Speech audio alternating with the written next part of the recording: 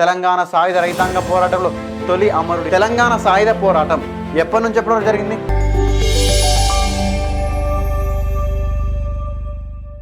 దొడ్డి కొమరయ్య.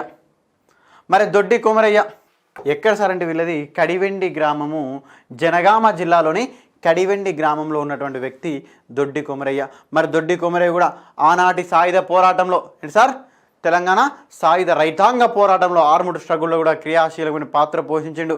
మరి అప్పుడున్నటువంటి కమ్యూనిస్టు పార్టీ పిలుపు మేరకు గ్రామాల్లో ఏది ఏర్పాటు చేయడం జరిగింది సార్? సంఘాలు ఏర్పాటు చేయడం జరిగింది. ఏంటండి? సంఘాలు ఏర్పాటు చేయడం జరిగింది.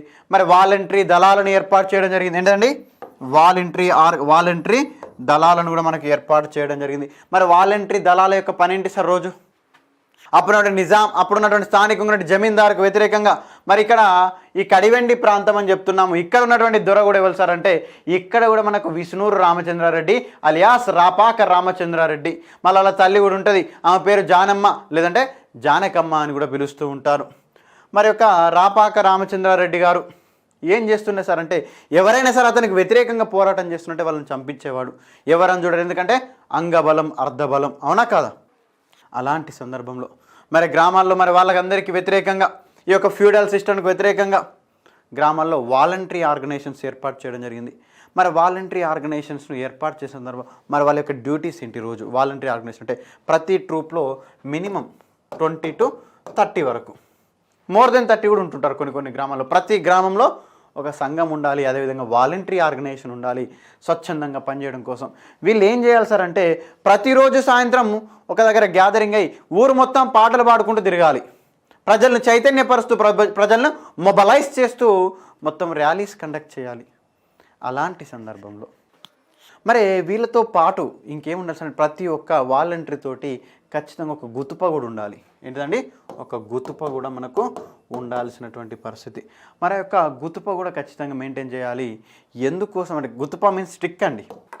స్టిక్ ఎందుకోసం ఉండాలి అంటే ఎవరైనా సరే వీళ్ళపైన దాడి చేసేటువంటి ప్రయత్నం చేస్తే వాళ్ళను ప్రతిఘటించాలి కాబట్టి ఆ యొక్క గుతుపను కూడా మెయింటైన్ చేసుకోవాలి. అలాంటి సందర్భంలో మరి ప్రతిరోజు లాగానే ఆ రోజు కడివెండి గ్రామంలో జరుగుతున్నటువంటి సాయంత్రం మరి ఊరేగింపు ఉండాలి కదా. మరి ఆ యొక్క వెళ్తున్నటువంటి దానిపైన అక్కడ ఉన్నటువంటి స్థానిక జమీందారు యొక్క సైన్యం కూడా దాడి చేయడంతో, కాల్పులు జరపడంతో ఆ యొక్క కాల్పుల్లో 1946 జూలై 4వ తేదీన 1946వ సంవత్సరం జూలై 4వ తేదీన మనకు దొడ్డి కొమరయ్య అమరత్వం పొందడం జరిగింది ఆ యొక్క కాల్పుల్లో. మరి అందుకు మలి దశ తెలంగాణ సాయుధ రైతాంగ పోరాటంలో తొలి అమరుడు ఎవరు సార్ అంటే మనకు దొడ్డి కొమరయ్య అండి. తెలంగాణ సాయుధ రైతాంగ పోరాటంలో తొలి అమరుడు. సార్ మరి షేక్ బందగి పరిస్థితి ఏంది? మరి షేక్ బందగి ఎప్పుడో చనిపోయింది కదా, మరి ఆయన ఎందుకు తొలి అమరుడు అని లేదంటే తెలంగాణ సాయుధ పోరాటం ఎప్పటి నుంచి ఎప్పటి వరకు జరిగింది? 1946 నుంచి 1951 వరకు జరిగింది. సో మరి ఆ కాలంలో చనిపోయినటువంటి వ్యక్తి దొడ్డి కొమరయ్య కాబట్టి అందుకోసమే తొలి అమరుడు అని మనకు దొడ్డి కొమరయ్య అని పిలుచుకుంటున్నాం. షేక్ బందగి సాయుధ పోరాట కాలంలో కాదు, అంతకు ముందే చనిపోయినటువంటి వ్యక్తి మనకు దొడ్డి కొమరయ్య. అదేవిధంగా మరి షేక్ బందగి గురించి కూడా చర్చించుకోవాలి. షేక్ బందగి అదే జనగామ దగ్గర ఉన్నటువంటి ఏ ప్రాంతం సార్? సార్ది కామారెడ్డిగూడెం. ఏ గూడెం అండి? కామారెడ్డిగూడానికి చెందినటువంటి వ్యక్తి షేక్ బందగి. మరి షేక్ బందగి వాళ్ళ బ్రదర్ పేరు అబ్బాస్ అలీ. మరి యొక్క అబ్బాస్ అలీ వచ్చేసరికి మనకు మేజర్గా చూసుకున్నట్టయితే ఎక్కడ పనిచేస్తుండే సార్ అంటే యొక్క అబ్బాస్ అలీ ఆ యొక్క స్థానిక విష్ణూరు జమీందారు అయినటువంటి రాపాక రామచంద్రారెడ్డి దగ్గర పనిచేసేటువంటి వ్యక్తి యొక్క అబ్బాస్ అలీ. మరి ఇద్దరి అన్నదమ్ముల మధ్యలో అనేకమైనటువంటి గొడవలు వస్తుంటాయి, అవునా కదా? మరి అట్లనే ల్యాండ్ విషయంలో మనకు షేక్ బందగికి అబ్బాస్ అలీకి మధ్యలో డిస్ప్యూట్స్ రావడం జరిగింది. అలాంటి సందర్భంలో షేక్ బందగి కూడా ఏం చేసింది సార్ అంటే అక్కడ స్థానికంగా ఉన్నటువంటి జమీందార్ దగ్గరికి వెళ్ళారు పంచాయతీ కోసం. మేజర్గా ఎవరి దగ్గరికి వెళ్తారు సార్? స్థానికంగా ఉన్నటువంటి భూస్వామి దగ్గరికి, లేదంటే అక్కడ పెత్తనం చేసేటువంటి ఒక వ్యక్తి దగ్గరికి, ఆవులో ఉన్నటువంటి పంచాయతీ చేసే పెద్ద మనిషి దగ్గరకు పోతారు. మరి అబ్బాస్ అలీ ఎక్కడ వర్క్ చేస్తున్నాడు? ఆ యొక్క విష్ణూరు రామచంద్రారెడ్డి దగ్గర పనిచేస్తున్నాడు.